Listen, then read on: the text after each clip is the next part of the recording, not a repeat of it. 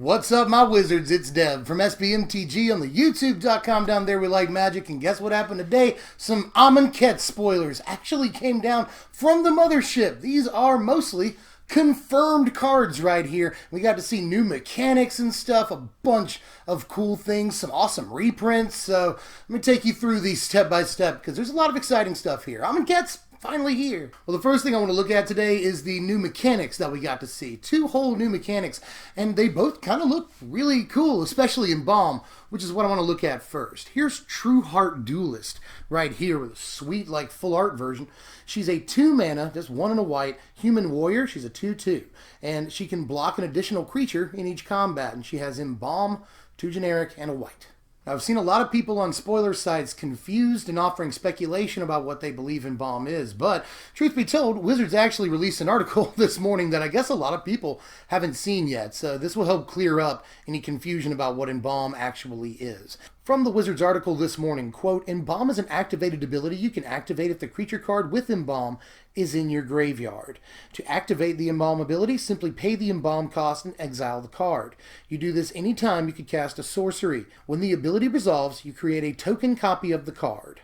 The token copy of the creature is now a zombie in addition to whatever types it used to have, and it's also white instead of whatever color it used to be. Now, every card that has Embalm will have its own token, like this sweet True Heart Duelist token right here, which is pretty cool looking. In case you didn't catch it, you're basically just creating a mummy. It's pretty sweet. Like, Wizards even refers to this process as mummification.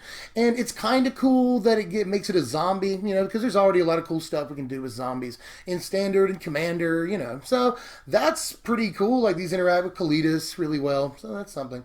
But I kind of wish that mummy was its own creature type. So, a couple of things to note, though, about Embalm before I move on are that you're not actually casting anything from your graveyard, so it can't be countered. That's pretty cool. I'm really interested in what they're going to do with Embalm, because this thing looks like it's pretty good in limited environments, yes, and White's looking for a couple of strong 2-drops right now, but I just don't know that this cuts it in a constructed environment. The ability to come back at least once is super sweet, don't get me wrong, this could be amazing, but I just would really like to see an Embalm card that's a cheap creature like this that has a really dope ability on it. That's all I'm saying. We got to see a second new mechanic today, and this one's pretty exciting too, especially the card that they previewed along with it. I think this thing might actually be kind of strong. So let's take a look at Glorybringer, which is a sweet name. Glorybringer is a 5-mana, that's 3 and 2 red dragon. It's a 4/4 flying haste, which is pretty cool. You may exert Glorybringer as it attacks. When you do, it deals 4 damage to target non-dragon creature an opponent controls. Now, Exert is pretty straightforward, actually. When you attack with a creature that has an Exert ability, you can choose whether or not to exert it. And if you do choose to exert it, an ability will trigger, and the creature will not untap during your next turn. And with this card in particular, you get a really sweet ability if you choose to exert it, you know? You basically get like a Flame Tongue Kavu that costs 1 extra red mana and can, you know, fly over with haste that same turn. Like, that could actually make red deck wins a real thing again. And like, yeah, I know it already has Goblin Dark Dwellers in the 5 slot and probably a couple other things it wants to play, but don't underestimate the power of a 4/4 flying haste that kills a dude when it enters the battlefield. That's always been good, and I don't see it not being good here. Like, Glorybringer is actually kind of exciting. We also got to look at a returning mechanic today. Hopefully, a lot more cards in the set will have this ability because I love this ability. So, with that in mind, stupid name incoming. Here's Archfiend of Ifnir. Right here, that is a heck of a name. It's 5 mana, that's 3 and 2 black for a 5/4 demon with flying. And whenever you cycle or discard another card, you put a -1/-1 counter on each creature your opponents control. And it's got cycling too. Yay, cycling. Well, this is the buy a box promo for Amonkhet right here, and it's fairly strong, you know. It's 5 whole mana, which is kind of a lot, but you can always cycle it, which is the beauty of cycling cards, you know. You'll usually pay a little bit more for them than you really want to, but you always have the ability to just ditch them if they're not important at the time. And there may be some playing out of the graveyard to do here in this set, so cycling may be really important. And let me just point out that if this is on the battlefield, the ability to cycle things and give everything -1/-1 on that opponent's control. I like the S on opponent, you know, instead of an opponent. Then in a commander game, you get to just like -1/-1 everything, you know, with counters. That's really crazy that this is a permanent neg 1 to everything. So this actually looks great once you get it onto the battlefield, but again, if you can't, for whatever reason, you can always just cycle it and draw a card. Like, cycling, if you've never played with it, is an extremely powerful ability. So can't wait to see what else you put cycling on in this set, Wizards. I'm already kind of pumped. Already a little bit pumped. I know we've still got like oppressive decks to deal with and all that, but for a day or a couple of weeks here, let's put that behind us. Let's just focus on exciting stuff, and cycling definitely is that. We got to see a fair amount of reprints today from the Welcome decks, and in fact, the majority of the cards today came from the Welcome decks. But there's some good stuff in there, both like decent reprints and some like original Amonkhet jams that actually look kind of interesting. So let's run through these really fast. First of all, some fun limited reprints here in Gravedigger, Ancient Crab, and Giant Spider. All of these, especially Giant Spider and Gravedigger, are very good in limited, traditionally at least. And it's nice to have them back. Especially, I like the new art on Gravedigger a lot. The best reprint of the day, ladies and gentlemen, Fling is back. Fling is back. Fling is back. Calm down. Both me and you, whoever you are, because I know there are people jumping up and down that Fling is back, especially considering we've still got Electrostatic Pummeler in the format, and you no longer have to get through with him for combat damage. Look at that. So, and like, it's on color for what that deck usually is. Like, you see some mono green Pummeler decks that just use like larger than life, but a lot of Pummeler decks are red green. So like, Fling is pretty dumb. And we've also got like random stuff like Endless One. Like, there's other stuff you can do with this right now, you know. So have fun with Fling, everybody, myself included, because it's finally back and we can build a bunch of really hilarious decks. We also saw some new stuff from Amonkhet that looks pretty playable in limited, one being Angler Drake. This card looks awesome in limited, actually. A 6-mana 4/4 flyer is not a bad deal in limited, and the ability to bounce a creature when it enters the battlefield is really sweet. And actually, I might say this looks like almost constructed playable on a budget level at the very least. Like, there's a blue-white tempo deck that has like good drops all the way up to 6 now. So, you know, please give that a shot. We also saw Spidery Grasp, which was a pretty sweet combat trick for green decks in limited. That doesn't just turn a creature into a giant spider until end of turn, basically. We also saw Sixth Sense. Sixth Sense is basically like a green curiosity that adds the word combat damage. You know, instead of just any damage, it's only combat damage. This looks fairly good, at least in limited. You know, I could see maybe making this like a 22nd, 23rd card. Looks pretty sweet. We also saw Cursed Minotaur, which is just a 3-mana 3/2 with Menace and like an amazing creature type. I love Zombie Minotaur a lot, but this also looks pretty playable in limited. A 3-power Menace creature for 3 mana. Yeah, pretty good. Here's a sweet blocker in limited. We saw Dune Beetle, not Dung Beetle, but Dune Beetle. He's just a 2-mana 1/4, and that's all he does, but you, again, might actually play that as a 23rd card in limited if your deck is looking to do something later on in the game. We also got to see a few cards from Planeswalker decks today, so the hits just keep on coming. A lot of stuff today. So let me show you a couple of those, because one of them actually I'm sort of pumped about. So first, though, let me show you Graceful Cat, which is a cat, and you're not you're not being very graceful right now. You're just kind of like digging into my elbow a second ago, but anyway, Graceful Cat is not great. You know, it's just a 3-mana. It's a Scathe Zombies at first, you know. It's just a 3-mana 2/2. But when it attacks, it becomes a 3-mana 3/3, which is a little better, at least in limited. So there's that, but you'll like never play it in limited because it's only in Planeswalker decks. But the one I'm actually going to save a graphic for here is Tattered Mummy. In the Liliana Planeswalker deck, it's 2 mana. That's 1 and a black for a 1/2 zombie jackal. It's a great creature type.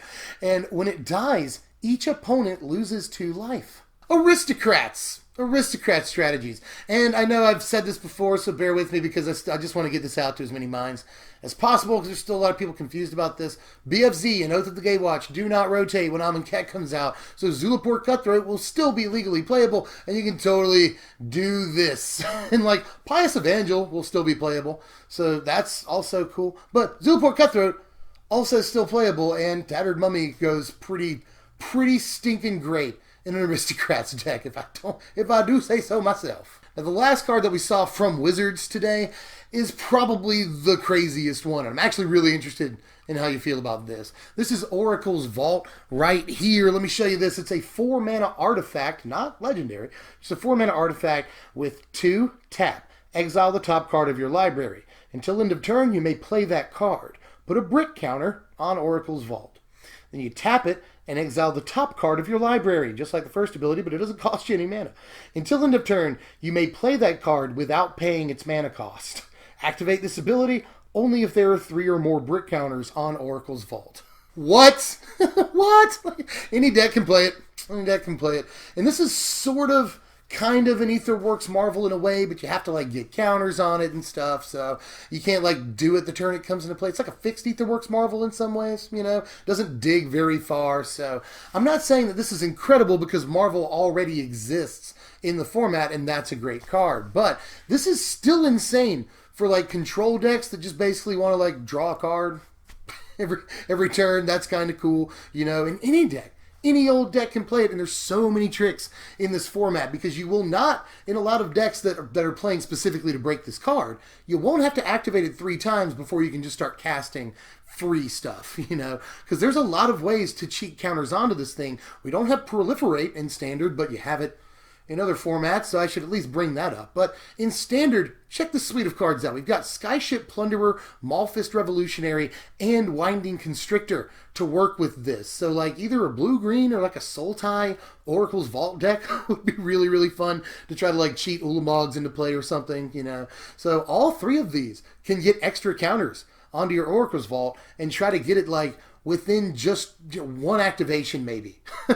We'll give you the ability to just cast free stuff off the top of your library. We've got stuff that scries in this format, like plenty of things that scry, so it should be pretty easy to get stuff to the top of your library, you know. So I just think this is a really exciting card right now that could have a lot of implications. Like it looks like a Kaladesh card.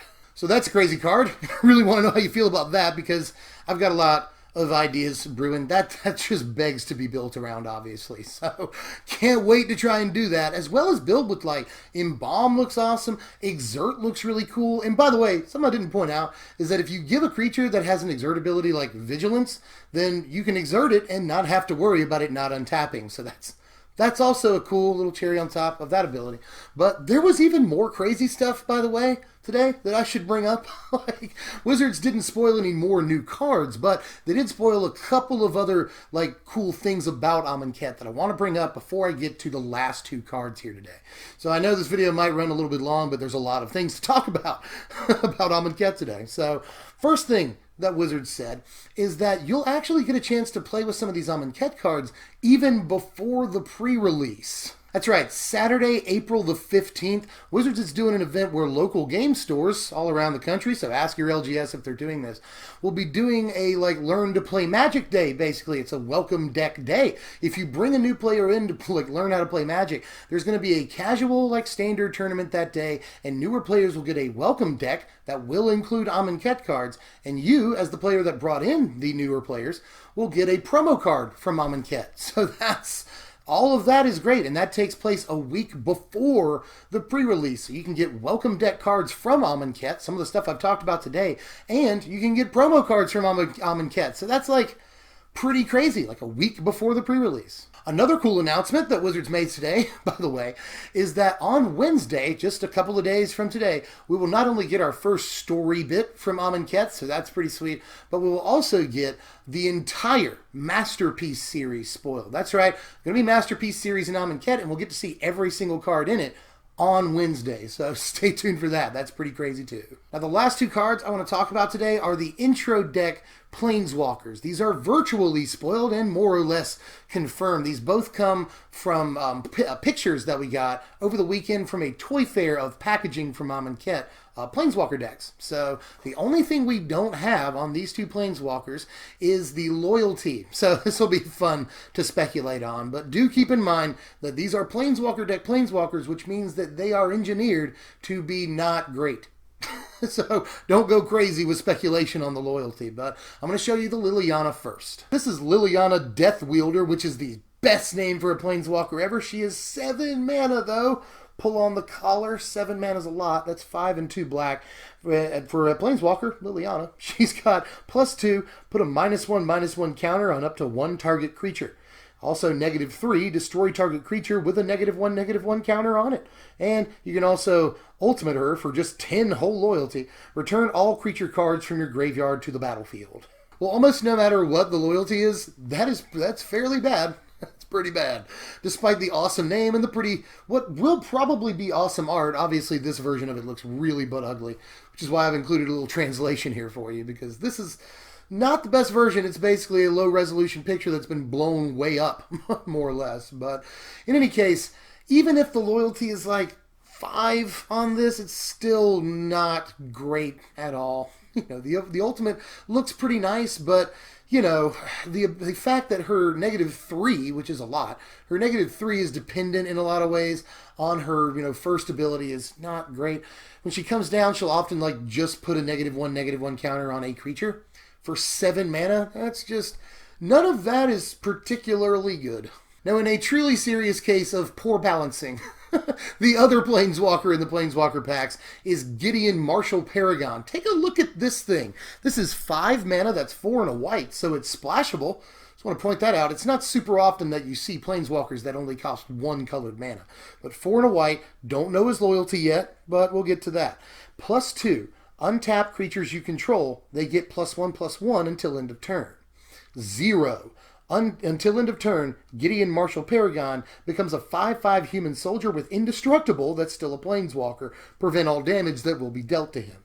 And for -10, you can ultimate him. Creatures you control get +2/+2 until end of turn. Tap all creatures your opponents control.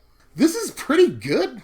Like, unless his starting loyalty is like 2, this is a pretty fine Planeswalker. Like, even if his starting loyalty is 3, he'll go immediately up to 5 on the first turn and boost all of your creatures. That's pretty cool. He also works really sweet with Exert. You know, if you exerted a couple of creatures in combat last turn and they didn't untap this turn, just use that first ability and you can untap your Exert creatures and exert them again if you want to.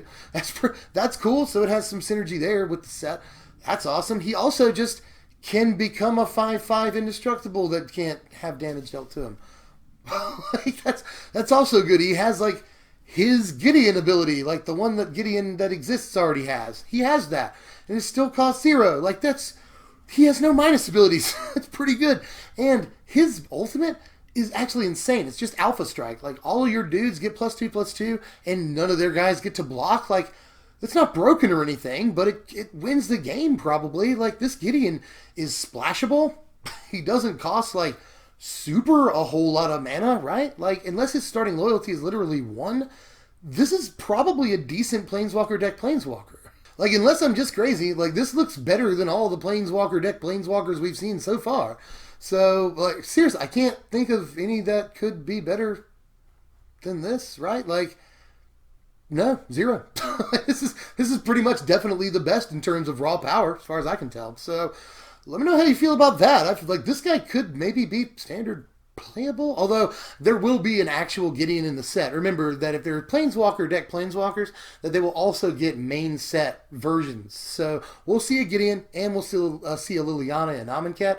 So if this is the Planeswalker deck one, like, what's the main set one going to look like? The one that's engineered to actually be good. That's terrifying. But that's all we've got. We unpacked an awful lot today. There were welcome deck stuff and Planeswalker deck stuff and stuff like new mechanics and all that. Like, long video probably, but there was an awful lot to talk about. So tell me how hype you are in the comments. What do you like? What do you hate? Because I'm pretty sure that some of this will garner some hate, because some people just hate stuff. But I'm really excited about a lot of what Wizards has got going on so far. I'm really, really happy about cycling. I think that the new mechanics are great. Like, Embalm looks really, really sweet and has a lot of potential. So let me know how you feel about all these, and we'll be covering the whole Masterpiece series come Wednesday. So stay tuned. There's a lot to talk about, and official spoilers start officially on the 3rd of April. So that is Friday, and we'll probably have a bunch of stuff to talk about then. So it's finally happening. Amonkhet spoilers are here. Stay tuned with us. Like the video if you enjoyed it. Subscribe so you get all the spoilers. Hit the bell so you make sure you get all the spoilers. And you can follow me on Twitter at SBMTGDev. That is also my name, and I will see you guys later. Thanks for watching, my wizards.